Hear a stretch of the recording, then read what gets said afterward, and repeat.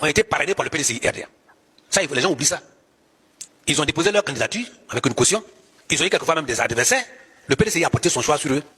Et je rappelle que souvent, la plupart du temps, le parrainage du parti joue selon les lieux où on est. Donc, ils ont été tous élus sur la bannière du PDCI RDA. Il y avait même une loi sous le président Henri Konan Bédié qui faisait que quand vous êtes élu sur une bannière d'un parti politique et que vous abandonnez, vous désistez, vous perdez votre siège. Cette loi a été abrogée après le coup d'État. Donc, moi, je les connais personnellement. Que ce soit, je peux vous les citer, il s'agit du député maire Yassé, Jean-Marc de Cocody, du député maire Moussilvet de Port-Boué et le député maire Ouwe du Plateau.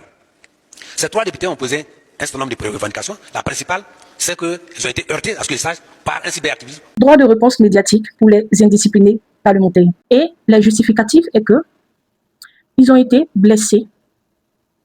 Leur sensibilité a été touchée par un cyberactiviste proche du PDCI RDA et ils réclament des excuses.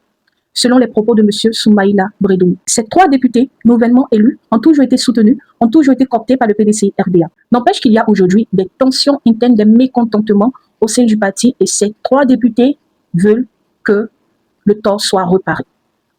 Du coup, selon les propos de M. Soumaïla Bredoumi, ils ont eu à faire la mise en place de certaines réunions au cours desquelles ces trois personnes n'ont pas été présentes. Ce qui traduit que ils ne sont pas encore prêts à collaborer, à trouver un terrain d'entente. Ces trois députés, pour l'instant, n'ont pas fait de déclaration officielle sur leur retrait du PDCI RDA. Mais, officieusement, c'est quelque chose qu'ils envisagent de faire. Mais il n'y a pas encore eu de sortie officielle là-dessus.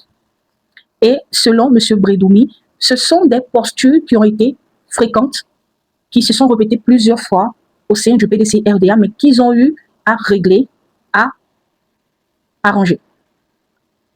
Du coup, ils ont l'habitude des contestations internes. Bon, pour l'instant, ils ne sont pas encore inscrits dans d'autres groupes parlementaires. Ok.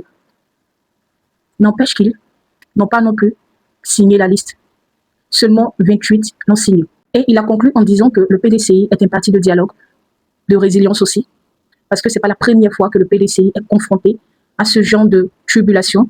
C'est un parti quand même résilient, quand même résistant, et il espère que les choses s'arrangeront dans les jours à venir et que ces trois députés indisciplinés pour l'instant finiront par signer la liste.